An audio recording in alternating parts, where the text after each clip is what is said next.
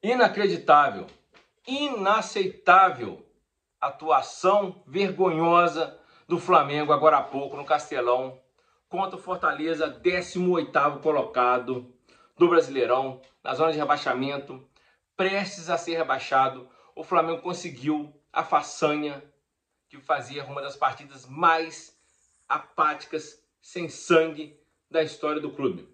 O Flamengo perdeu de 1-0, isso mesmo, conseguiu perder de 1-0 para o Fortaleza, na partida que o Flamengo poderia ter assumido a liderança do Brasileirão, colocado pressão no Palmeiras, que joga amanhã contra o terceiro colocado, Cruzeiro, no Allianz Parque. E o Palmeiras tem uma missão quase impossível de remontar um 3-0 da LDU na quinta-feira. Se o Flamengo vencesse hoje o Fortaleza, assumiria a liderança, forçaria o Palmeiras amanhã pensar se coloca o time reserva, misto ou titular, pensando no Brasileirão, e também refletiria na partida de quinta-feira contra a LDU, onde o Palmeiras precisa fazer 3 gols para levar para pênaltis de diferença ou 4 para se classificar. Eu tenho certeza que no jogo de quinta-feira o Palmeiras pode até não se classificar, mas sangue no olho, vontade não faltará para tentar a remontada contra a LDU. Coisa que faltou muito ao Flamengo hoje contra o Fortaleza, 18º colocado, que não ganha de ninguém, está praticamente rebaixado.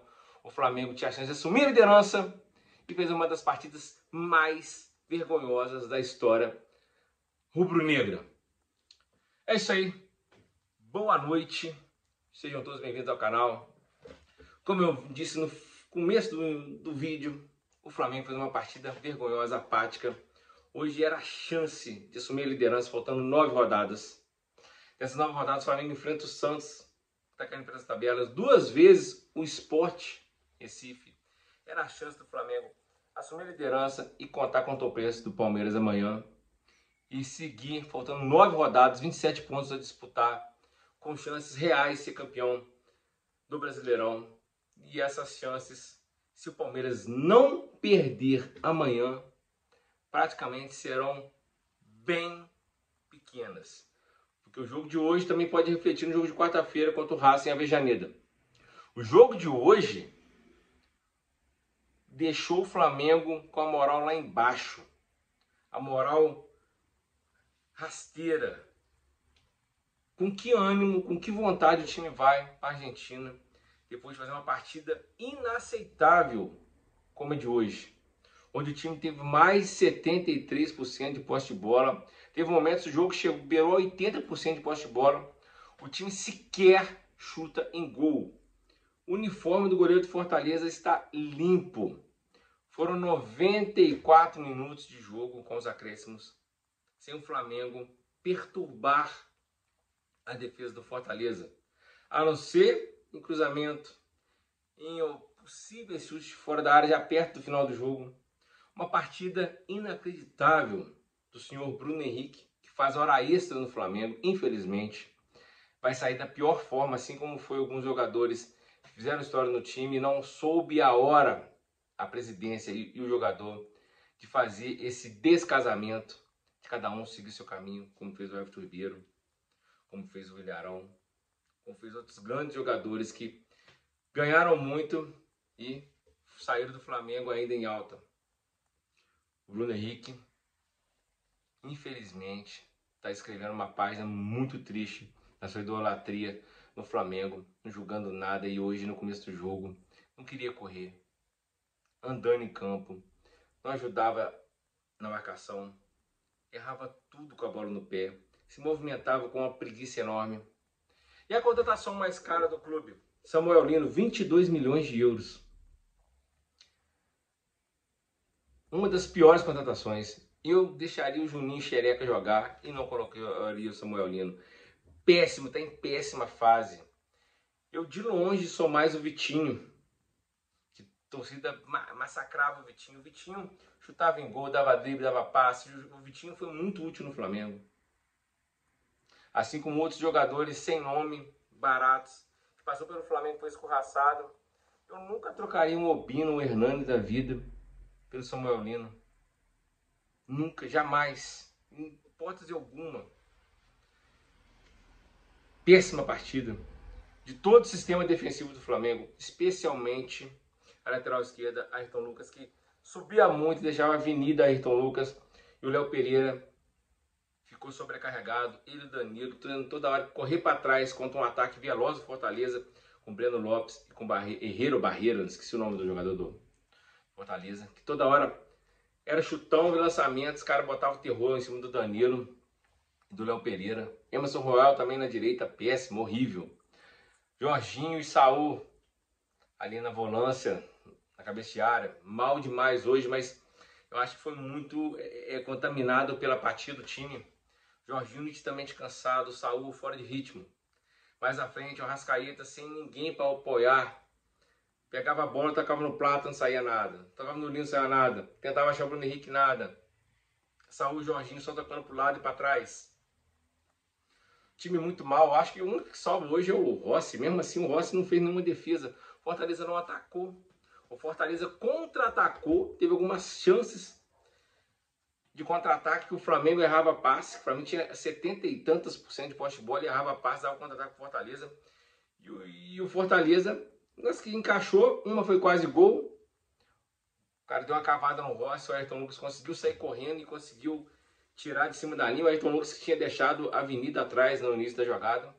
Depois o Breno Lopes pega a bola na esquerda, na defesa do lado direito do Flamengo, vem cortando pro meio, ninguém atrapalhou o cara, Danilo correndo para trás, ele jogou pro lado, bateu o rasteiro igual o sinuca, no canto, 1-0. O Fortaleza ainda teve alguns contra-ataques, teve um gol anulado, bem anulado, né, o cara estava impedido. E o Flamengo rondando a área dos caras, não cruzava, não chutava, inacreditável a partida.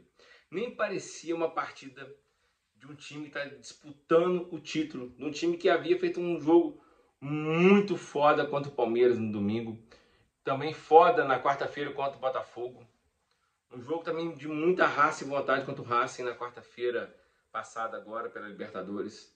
Aí me apresenta para o jogo de assumir a liderança dessa forma.